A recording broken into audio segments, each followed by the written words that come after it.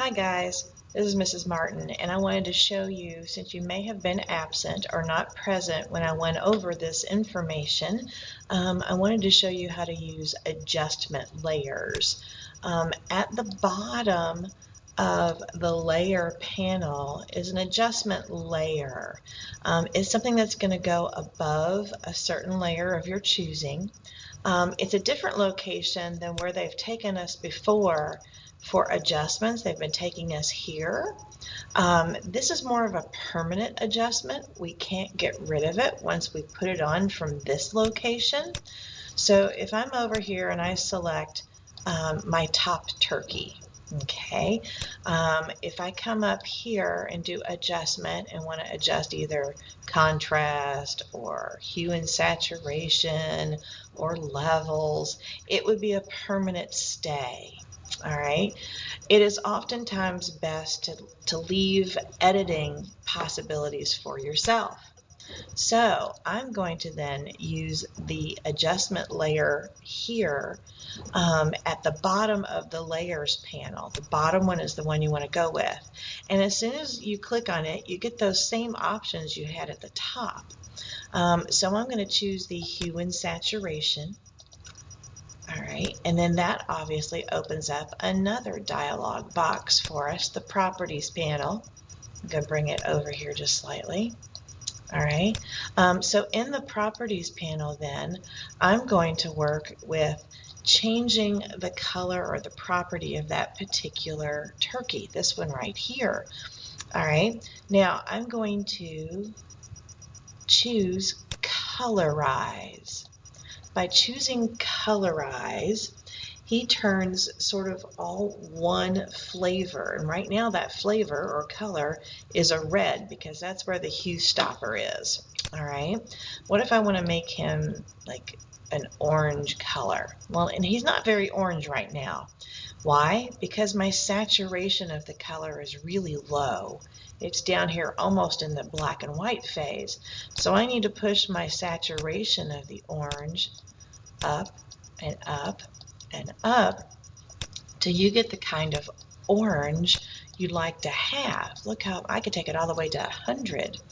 All right, and I have a lot more orangey saturation than we did when we first started. By default, it opens up low and it allows you to change the saturation of your object that was selected. All right, that being said, we have one more little slider down here that you have as an option.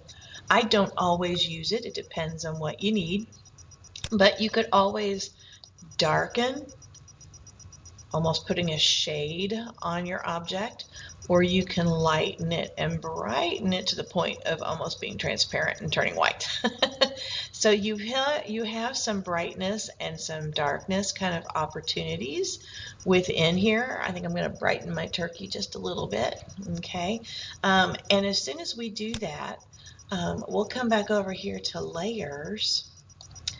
And let me pull down my layers panel here so we see all of them. And see, this says the top turkey. That's this guy here. And look how it's going right on top of him. Awesome. Now, a layer adjustment affects the layers that are below the object. Right now, my background isn't turned on. So the only layer that this is affecting is the top turkey layer, this guy. But if I moved this up higher, look how many turkeys it's affecting now. It's affecting all of these turkeys. So anything underneath an adjustment layer is always going to have some effect. Now, I don't want it to be on all of them. I just want it to be on the top turkey one. Okay, or let's say I really want it to be on this turkey. All right, that means I need to move this above that turkey, this one right here that I really want to work with, but I don't want it on these other ones. They're underneath, so they're going to get affected unless we stick this layer and merge it with the layer that I want it to be on. So I want to stick this adjustment layer to this turkey only so that the other ones aren't affected. Sounds fine? All right, so I'm going to make sure that I click on my adjustment layer. I hold down Shift, because remember we hold Shift to add to selections.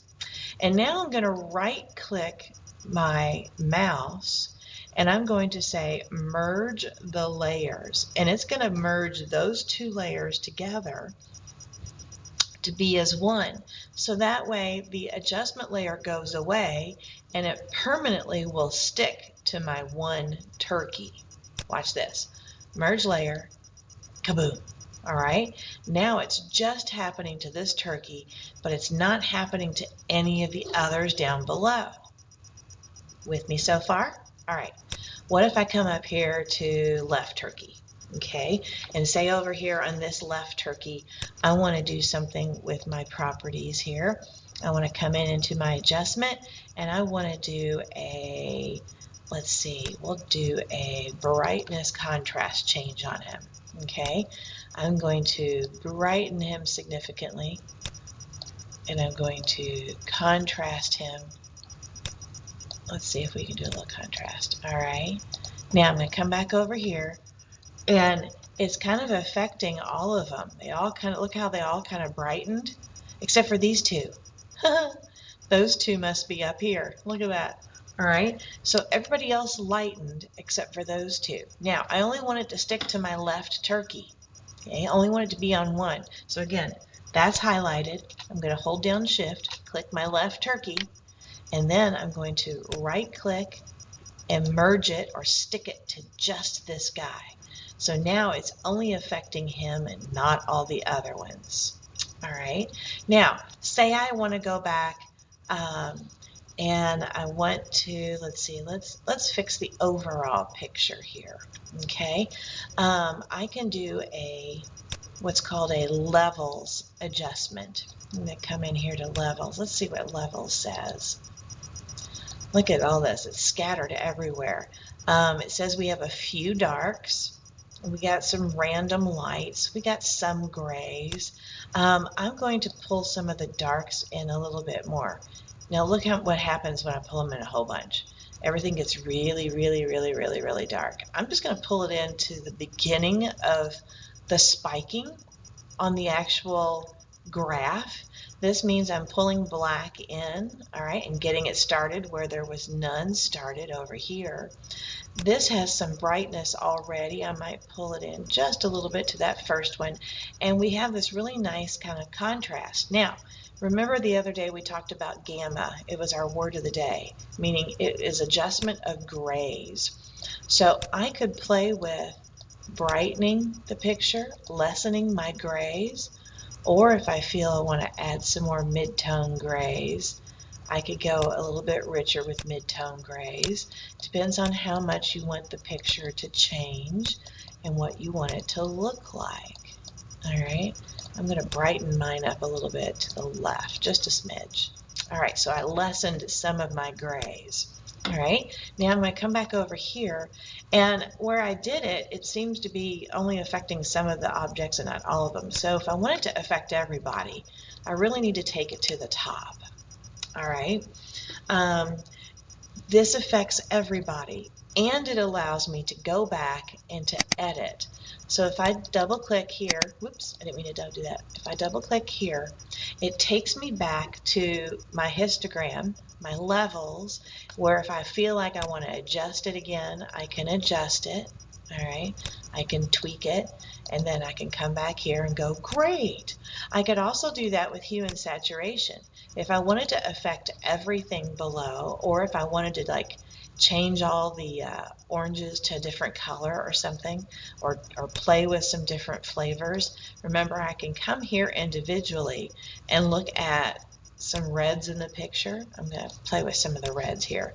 What if I desaturated the red ink that's happening in the pictures? Look at that, that's kind of crazy. This guy is still all orange because we did a colorize on him, but everybody else, all the red in the picture dropped out. Isn't that crazy? And again, it is above all of them, so it's affecting all of them. If I move this, it will only affect a few of them. All right, and then recall I can click here, and if I decide, nah, I don't really like that, I'm going to adjust that a little bit. We'll pull the reds back in, okay, and we'll bring it back to something normal of what we had before. Okay, so we have editing capabilities if you leave them where you want them. But when you have multiple things like this, many times you will need to stick a layer to your object so that the other things aren't affected. Case in point, let me come down here and turn on the background color. Now this is quite obnoxious because I've got oranges and yellows all over the place and they're kind of like barfing up everywhere. So I want to turn this picture into a black and white photo. So I'm going to go back to hue and saturation. And remember, saturation means color, the absorption of color. And if I take this all the way down, all right, I am sucking out all the color all over the place and kind of making a black and white image.